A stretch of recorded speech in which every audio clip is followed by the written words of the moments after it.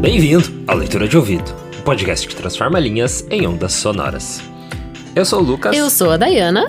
E o episódio de hoje é Sob as Estrelas, de Júlia Lopes de Almeida. Almoras escondidas, alma pagã, o passado batendo e trazendo remorsos.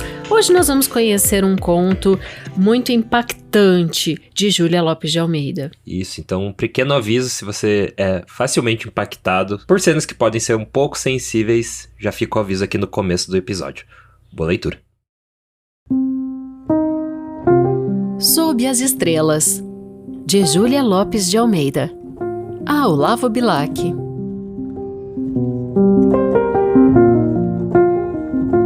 O padre Júlio voltava do seminário, de coroa aberta e de batina, pronto para servir a Deus na sua vila mineira, alcandorada sob precipícios de verdura e rochedos abruptos.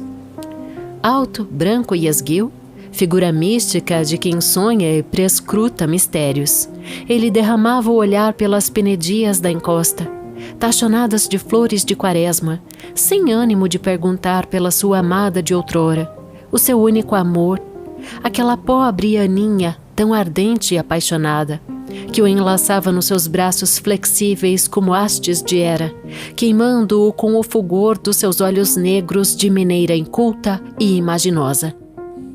Juntavam-se de noite nos campos. Ela fugida do casebre da avó cabocla, ele da casa do tio padre. Amavam-se sob as estrelas. E Aninha sabia contos do sertão, histórias de feiticeiras e lobisomens, que lhe contava risonha, achando graça nos seus terrores. Ele beijava-lhe a garganta túmida, pedindo-lhe que se calasse.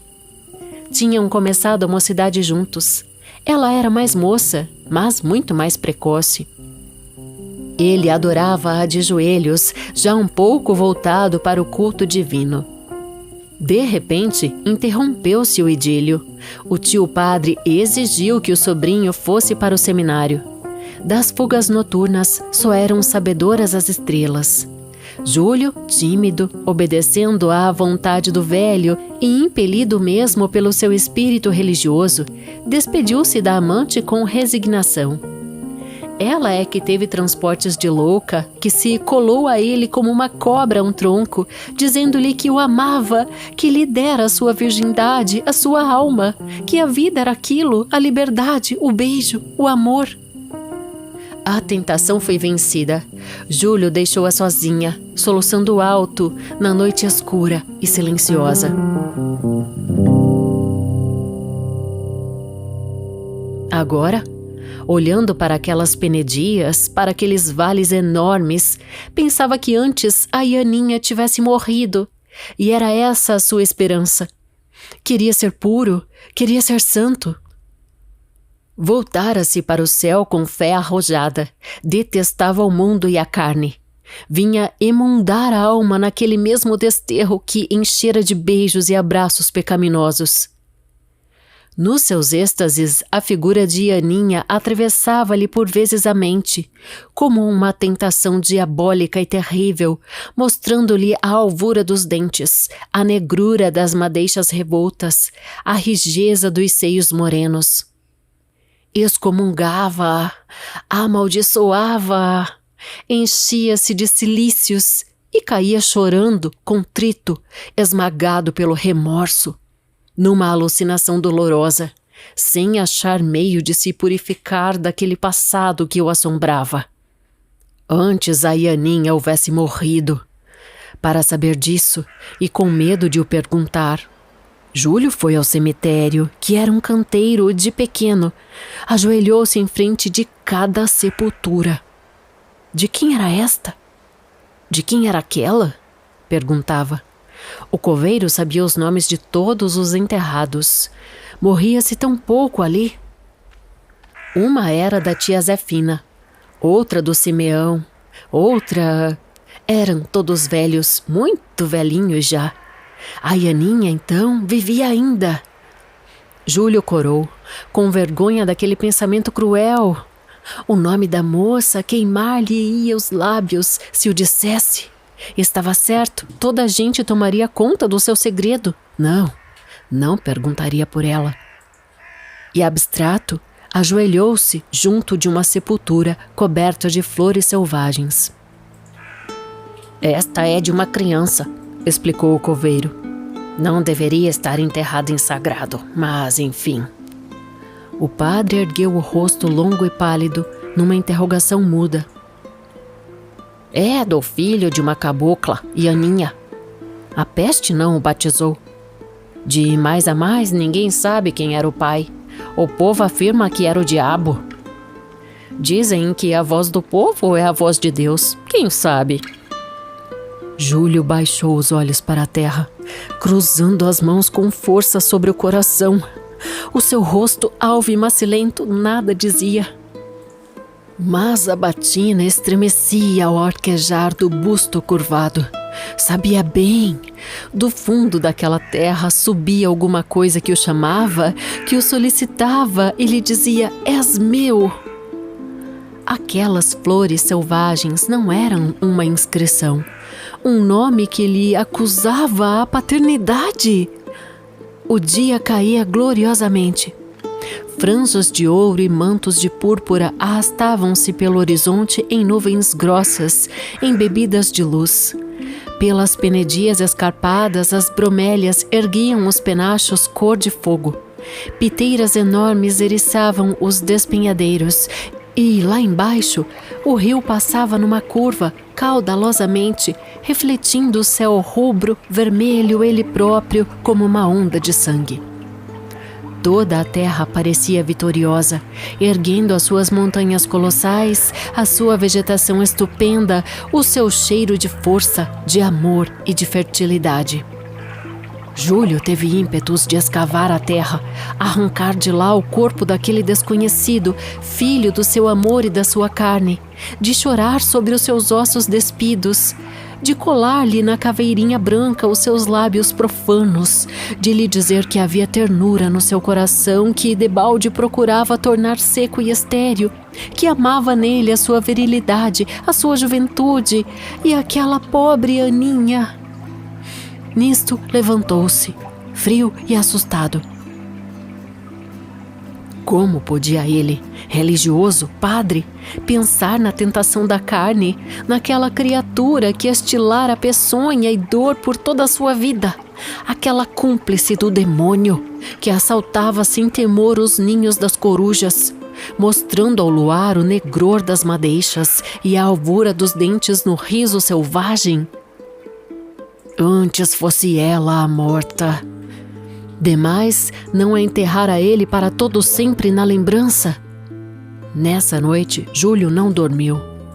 Voltava sem as ler as folhas do breviário. Lá fora o vento soprava em roncos e uivos, e a lua sumia-se em nuvens fumacentas. Se erguia o olhar, via sorrir-lhe o doce Jesus do regaço materno na parede em frente. Uma criança, uma flor de carne e de sonho, que divina coisa! E ele tivera um filho, e não o vira nunca, e não o amara, e não o repousara sobre o seu coração frágil, morada do pecado e da vergonha, e não lhe beijara os pés acetinados, nem a boquinha já roxa pela morte. Na solidão do seu quarto rezava pelo filho, aquela alma pagã criada pelo seu beijo, porque, sabia o bem, a Ianinha não tivera outro amante. Ele era o seu dono, o Senhor absoluto e muito amado, o Deus supremo daquela selvagem, filha da terra e amiga da terra, para quem a natureza era a única Bíblia, a que abria a sua alma simples. E ele voltava querendo achá-la morta. Encostado à mesa, junto ao leito vazio, o padre compunha em mente as feições do filho. Dava-lhe vulto, sentia nele o melhor da sua alma, o mais elevado dos seus ideais. Súbito, um toque de sino vibrou rebelde e agudo na noite silenciosa. O padre ergueu-se, lívido. Que seria aquilo? Eram 2 horas. O vento abrandara. Houve um rumor de asas algodoadas fugindo espavoridas do campanário. A vila dormia tranquilamente. Mas veio outra badalada do sino, tangida com nervo e raiva, atravessar o espaço negro como um grito de dor. A aquele toque sucederam outros e outros desordenados, como se o pobre sino da aldeia tivesse enlouquecido ou abrigasse no seu velho bojo todas as bruxas e duendes dos campos. O padre, assustado, amparou-se ao crucifixo, ergueu-o e caminhou resoluto para a porta, que abriu de par em par. O campanário ficava à esquerda, dominando o vale enorme, todo cheio de sombra. Júlio seguiu para ali, com a cruz erguida e os lábios murmurando preces. Pareceu-lhe distinguir um vulto branco agitando-se na treva como um fantasma. Elevou bem alto Cristo, e a poucos passos a sua voz forte retumbou num esconjuro formidável que abalou a terra. O sino emudeceu. Mas o vulto branco lá estava, desenhando uma curva pálida na escuridade. O padre chegou-se para o campanário, audaciosamente sentindo-se bem apoiado no crucifixo e na sua fé religiosa. A poucos passos estacou. A lua rompera o crepe das nuvens e iluminava Ianinha seminua, com a cabeça deitada para trás, o cabelo pendente, os olhos perdidos na abóbada estrelada. Ela ali estava, segura à corda do sino, aquele velho sino de aldeia, tão meigo, tão acostumado a só falar de paz às montanhas solitárias. Ianinha quedou-se, imóvel, sentindo Júlio perto, mas com medo de olhar-lhe para a batina.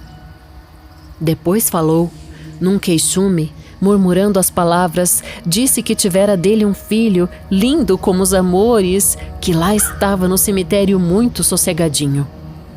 Júlio estremeceu. Os braços estenderam-se-lhe para prendê-la. Os lábios moveram-se-lhe para beijá-la, mas conteve-se, hirto, de cruz alçada, livrando-se da tentação. Ianinha chorou. Aquele tempo antigo fora tão bom. O campo aí estava, aberto a todos os seres, fértil, como os hinos das aves e o perfume das plantas. A vida rebentava à toa em cada canto. Em troncos velhos viçavam lianas e parasitas. Em corolas de flores aninhavam-se milhares de insetos, e os ninhos estavam povoados, e as tocas rescindiam a paz amorosa, e toda a terra desabrochava à espera de que eles fossem também, como noutros tempos, amar-se sob as estrelas. Pecar? Não era pecado. Que seria o mundo sem a perpetuação do amor? Ianinha arrancava aquilo da sua imaginação caudalosa, lamentando-se por não ter nascido sob outra forma, por não ter a vida libérrima da ave, do inseto ou da flor. E estava formosa, formosa como nunca. Mas o padre sentia o peso do crucifixo nas mãos geladas. Certamente que no fundo da sua alma alguma luta havia que lhe cerrava os beiços e lhe iluminava a fronte larga e lívida. Mas a palavra de amor não lhe saía da garganta. Com as faces banhadas de lágrimas, consumou o sacrifício. Entregava-se a Deus. Lá fora o sino voltou a badalar na noite negra, desordenada, furiosamente, como se o próprio diabo tangesse. Depois tudo emudeceu. As aves voltaram para o campanário. Uma barra de luz indecisa abriu-se frouxamente no horizonte. E, só no meio da noite, o cadáver da Ianinha, enforcado na corda do sino, olhava de face para o vale enormíssimo, todo cheio de aromas e de treva.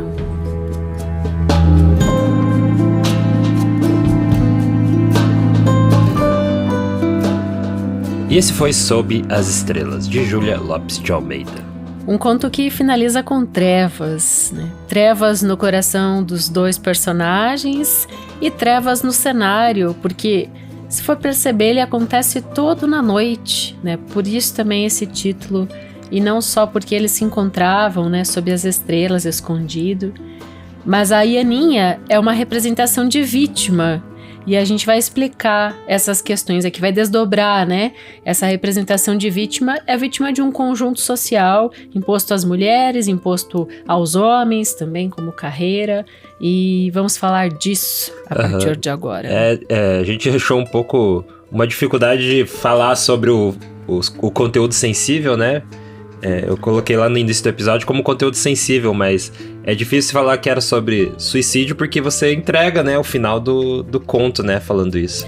E é sempre difícil pra mim, como jornalista, abordar assuntos assim, Lucas, porque a gente aprende na academia que não se deve noticiar, né, código de ética. Aqui é uma obra literária, né, ela tem toda essa roupagem ficcional, contudo... até a Júlia, por ser uma escritora realista, né, naturalista, realista, ela traz, sim, uma realidade social, né? É a história de vida de muitas pessoas que realmente aconteceu, né, no passado. Mas a gente já vai chegar nesses desdobramentos aqui. Dizer que esse conto saiu em Ânsia Eterna, em 1903, livro que foi destaque no nosso Clube Leitura de Ouvido desta semana. Tivemos o 3º encontro com os membros do clube. Isso foi um dos motivos, né, de você trazer a Júlia Lopes de Almeida, e além de ser o aniversário dela, né, de morte ou de vida? De nascimento, 24 de setembro. Ela estaria, né, a gente está chegando aos 163 anos de Júlia Lopes de Almeida. Isso. E além também de ser uma espécie de abertura do mês do Halloween, né, que a gente sempre considerar. Traz a temática de terror aí quando vai chegando esse mês, não por necessariamente ter essa cultura, né, aqui no Brasil do Halloween, mas é uma desculpa também pra gente trazer conto de horror que a gente gosta bastante. Fazia algum tempo que a gente não trazia contos bem tensos, assim. Eu tô já com uma curadoria cabeluda, Lucas. Tá bom. Coisas assim, bem escabrosas, textos sensacionalíssimos de bons. Eu lembro se você quer ir aquecendo, né, bem... cabeludo, que é o do Horácio Quiroga, que a gente já trouxe aqui, né? Aquele da aranha, não sei se você lembra. Sim. Que é não lembro o Travesseiro de Penas é o nome do conto. Travesseiro de Penas. Que é um conto desses cabeludos, assim, né? Que a gente trouxe pela época do Halloween. Você tá dizendo pro pessoal reouvir, ou pra escutar, se acabou de chegar no podcast. E eu imagino que seja com esse nível... capilar também, esse que você vai trazer. Legal você falar porque todas as semanas tem pessoas novas chegando no podcast, né? E algumas delas se manifestam pra gente, ficamos muito felizes com os comentários, com os apoios que entram, né? E é sempre bom a gente dar a nossa indicação, né, dos top de horror, né? Top de amor, top sensíveis, né? Então, esse aí é realmente o Travesseiro de Penas do Horácio Quiroga, tá mesmo na lista. Mas a gente é meio enganado nesse conto, digamos assim, porque ele começa com uma descrição de natureza, né? Muito comovente, né? Ela fala das penedias da encosta de Minas Gerais. Começa e termina, né? Eu acho que também tem ela faz essa ligação, né? De retomar o início do conto. E isso a gente se deve ao rigor, né, literário da Júlia, né? Ela escreve de uma forma muito bonita, apesar dela dizer que nunca foi essa a preocupação, mas o texto flui com essa beleza dela, né? Porque ela é uma escritora bem sensível, foi no caso, né? Então, quando a gente tem essa descrição natural da paisagem, e daí começa a inserir o Padre Júlio, que está voltando do seminário depois da sua formação, mas a narradora já nos fala de cara, o coração dele ainda está pulsando por sua amada da juventude, a cabocla Ianinha, né, que ele abandonou para se tornar padre por determinação da família, um tio que também era padre. E olha a ironia, né, do menininho lá não batizado, né, que até o pagão, que dá pra entender que é o coveiro lá, né? É o coveiro que fala. Fala que, né, tá em território sagrado, mas não deveria estar. Né? Isso realmente é um tapa na cara gigantesco, é uma crítica social muito forte, que a Júlia faz, trazendo em miúdos, em pormenores, mexendo no coração, aquele ditado popular, casa de ferreiro, espeto de pau, né? Mas a narradora, para fazer isso ficar intenso, vai revelando esse amor às escondidas, que cúmplice eram as estrelas, né? Então, Júlio e Aninha se amavam muito, e é uma história que vai replicando no leitor esse peso do passado que assombrava Júlio, né? Ele, como padre, fala, eu quero ser puro, eu quero ser santo. Mas essa figura da moça fica atravessando a mente dele. E os pecados carnais que ele hoje amaldiçoa, né? Diante dessa obrigação da carreira que foi imposta a ele. E foi uma carreira imposta a tantos jovens em séculos passados. Vou lembrar aqui o Bento Santiago, né? Que a Dona Glória, em Dom Casmurro, faz uma promessa. Se esse menino vingar, né? Se eu conseguir ter esse filho, ele vai se tornar padre, ele vai pro seminário.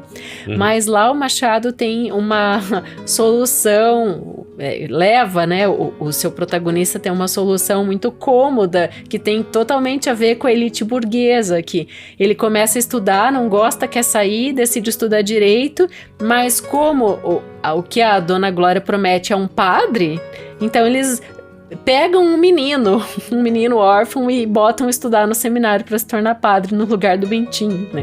Então, tipo, a promessa é cumprida, mas não com o filho, né? Sim. É muito irônico, né? Essa forma de elitista, né? De cumprir a promessa. Vou pagar alguém para rezar para mim. Sim.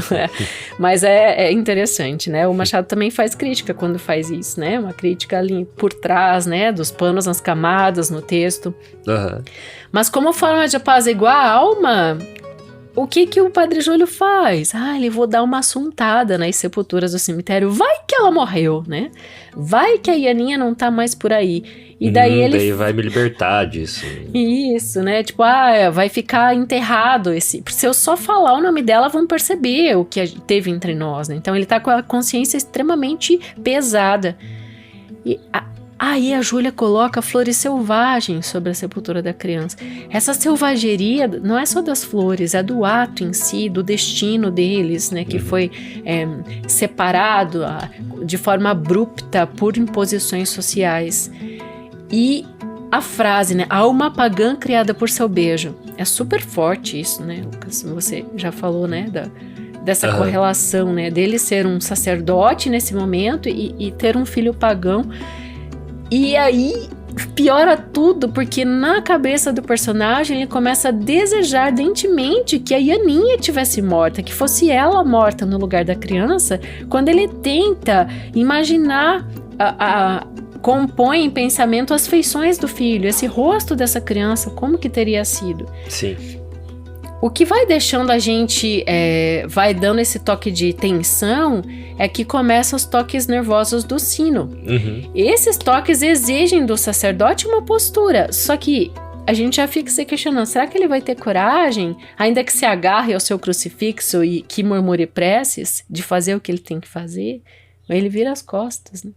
É interessante que o texto é dedicado ao Olavo Bilac, o poeta parnasianista, e o que me chamou demais a atenção nessa descrição da natureza tão bonita é a evocação de bruxas e duendes que a narradora fala nas falas do Júlio, de que seriam essas questões da natureza, o Deus Supremo daquela selvagem. Então ele já chama a Ianinha de selvagem. Aí de novo a gente pode pensar, né? A selvageria tá onde, né? Vamos evocar os ensaios de Montaigne, o próprio curta que você fez, né, Lucas? Que foi premiado. A frase nos ensaios, né, do Montaigne, que é selvagem é considerado aquele todo alheio à sua própria cultura, né? Então a gente considera selvagem essa pessoa que não tem os mesmos costumes de nós. Pelo menos era considerado, né? Foi considerado por muito tempo. Então simplesmente uma pessoa de outro país, né? Que tem costumes diferentes. Ou também, né? O que aconteceu muito de forma genocida até, né? Dos índios, né? São selvagens lá da terra, né? Então é selvagem porque para eles, né, eles olhavam aqueles conquistadores como selvagens, né, que vinham e destruíam tudo. Então tem essa aqui no conto também tem essa selvageria aí que é de quem, né? Quem que tá cometendo o ato mais selvagem aí? Tudo é o ponto de vista, né? Eu vejo que a Júlia, ela tece com muita intensidade e muita tragicidade esses corações devastados, esses personagens, dos tantos reais mesmo, das pessoas reais que viveram amores escondidos, amores condenáveis, que tiveram um fim trágico por diversificados motivos. Eu listo alguns aqui. O mais simples de todos é a falta de diálogo, né? Mas aí tem a distância, tem a incompreensão, tem o rigor social, tem a tristeza profunda que obriga as pessoas a fazerem tantas coisas ou deixarem de fazer ou se separar, né? O enredo dessa história era muito recorrente em séculos passados por essas forças todas que impediam, né, as pessoas de terem suas escolhas. Isso, até porque essa carreira do sacerdote era uma das poucas carreiras a serem seguidas, né? Sim. A gente já comentou aqui que você ia para a escola de direito, ou virava engenheiro, ou fazia medicina ou virava padre. Então, eram coisas limitadas, né? E os homens só podiam ser isso e as mulheres só podiam ser do lar, né? As mulheres não eram nada, né? E homens e mulheres viviam infelizes pelos destinos impostos. E daí a Júlia faz isso, só que, gente, o badalar do sino é uma metáfora muito forte nesse texto. O badalar do sino é tipo, acorde para a necessidade, né? Acorde, se sensibilize para esse cenário. O texto sai em 1903, início do século XX, onde tudo isso ainda era imposto a homens e mulheres. A Ianinha, falando de mulher em si, né, foi mais uma das mulheres massacradas. Daí falando do próprio poderio masculino, que por mais que fosse limitado ainda podia estudar, né, e a mulher não. E essa pauta é muito cara para a literatura feminista da Júlia. E essa cabocla, a gente tem um nome no diminutivo, e ela não tinha voz, não tinha face e nem um destino que ela pudesse escolher, né? É uma representação, então, da vítima do conjunto social imposto às mulheres e homens, sem deixar de mencionar que, por ser pecadora, a ela é reservado o pior destino, né? Que é de não poder mais viver. Sim. Então, final sensibilizante e uma história também tensa, né? Lembrou um pouco não Incógnita, né? Porque o Incógnita tem humor junto, pelo menos, né? Aqui não tem nada de humor. Humor em Incógnita? Não, tem uma certa... um humor negro ali. É tipo uma situação esquisita, né? Que tá acontecendo. E aqui não, né? A gente tem essas emoções à flor da pele aí toda hora. E a gente tem... Além de tudo, a gente tem muito romantismo acorrentado nesse texto, sob as estrelas, né? Porque é uma história de amor, mas toda trágica, né? Então, a Júlia, cada texto dela que a gente traz aqui, mais eu admiro essa escritora, Lucas. E sabe o que eu me admiro muito também? De grandes leitores, pessoas que estão no clube e falam, nossa, eu só conheci a Júlia no podcast. Eu só conheci, fui entender que escritora brasileira é essa, que viveu da sua escrita no fim do século XIX, a partir dos textos que vocês produziram, né? Sim. Então é muito legal a gente tá escrevendo essa história, Lucas. Eu fico orgulhosa de nós. Então se você também quer participar do Clube Leitura de Ouvido e conhecer mais sobre esses autores que a gente traz aqui no podcast, né? Muitas vezes são conhecidos e também a gente tenta igualar com autores que deveriam ser mais conhecidos, né? Assim como a Júlia Lopes de Almeida, apesar de ela estar ganhando notoriedade, né, nos últimos anos. Sim. E se você quer fazer parte desse clube, basta fazer o seu apoio, que é pelo apoia.se/leitura de ouvido ou pela chave Pix, leituradeouvido@gmail.com. Essa é a forma principal de financiamento aqui do nosso podcast hoje, né? E então é muito importante o apoio de vocês. E com isso vocês ganham recompensas também, né? Uma delas é entrar nesse clube que a gente acabou de comentar. Todo mês encontros, né? Com essas discussões que... Tipo isso que eu e a Dayana estamos fazendo aqui no... A Dayana e eu, desculpa. O Bu vai por último. Que a gente faz aqui no final do episódio. Feito nesse clube também, mas aberto para os apoiadores, né? Então todos eles dão a sua visão, sua opinião. Então fica a dica aí, é muito legal para quem ama leitura. Falar nisso, Lucas, ontem saiu cada uma no clube. Nossa, coisas que eu jamais teria imaginado na análise do texto.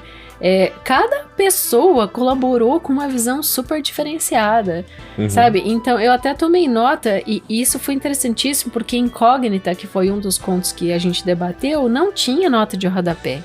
E a gente estabeleceu notas de uma riqueza... Nossa, assim, ó, eu fico arrepiada só de pensar das trocas todas que a gente fez. Muito legal. E além dessa recompensa também, você vai entrar nos nossos créditos finais aqui, todo episódio, toda sexta-feira, quando a gente lança a leitura. A gente fala o nome de todos os nossos apoiadores, como os produtores executivos aqui do nosso projeto. E também recebem a arte de capa junto com o estudo aprofundado da obra pelo e-mail. Então todos os nossos apoiadores recebem essas 3 recompensas aí.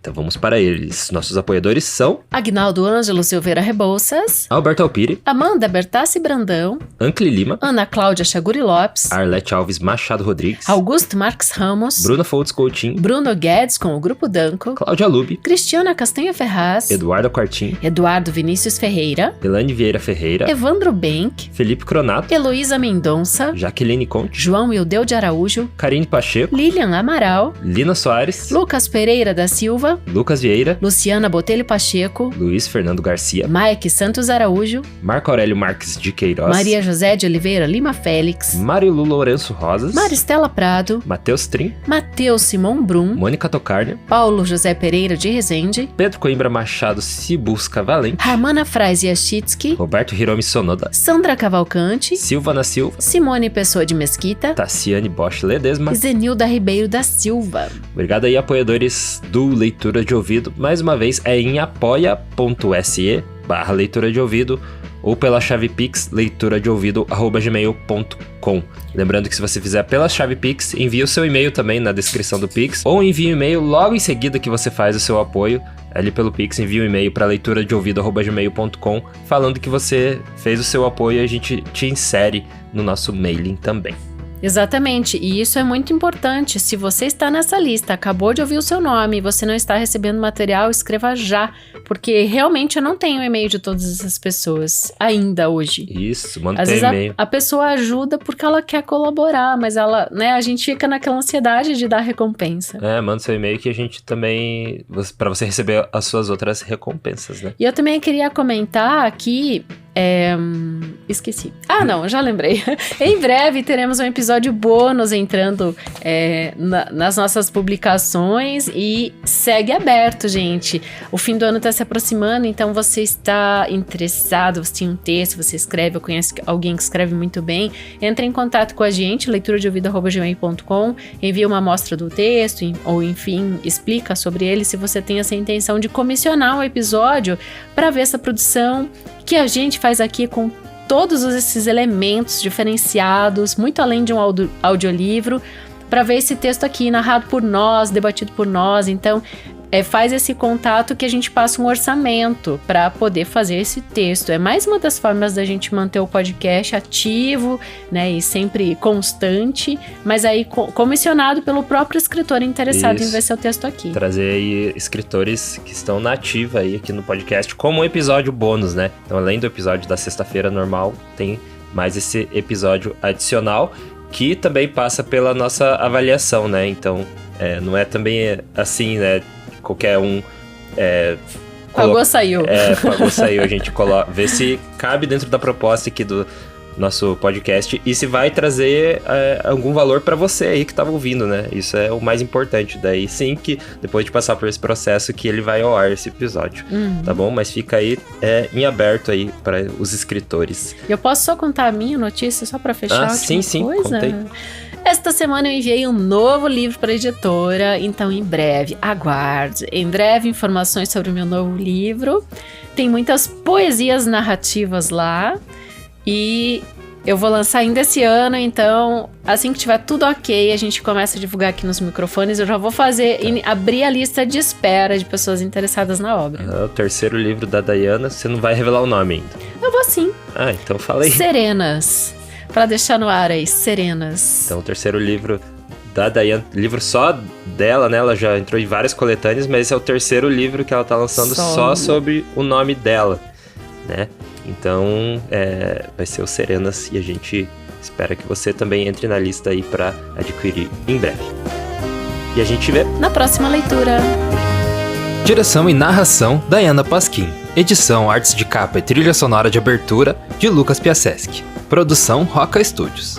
Avalie no Spotify e na Apple Podcasts. Siga para não perder os próximos episódios. Inscreva-se em youtube.com/leitura de ouvido. Siga no Instagram Leitura de Ouvido. Fale com a gente no leituradeouvido@gmail.com. E a gente te vê na próxima leitura.